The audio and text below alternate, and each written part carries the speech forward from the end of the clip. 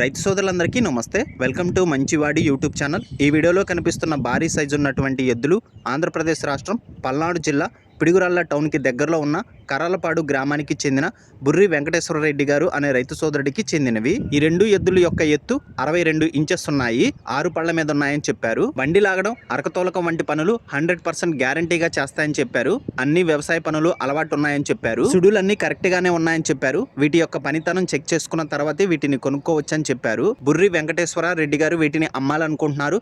ధర 2,60,000 రూపాయలు చెప్తున్నారు. ధర తగ్గించే అవకాశాలు కూడా ఉన్నాయని చెప్పారు.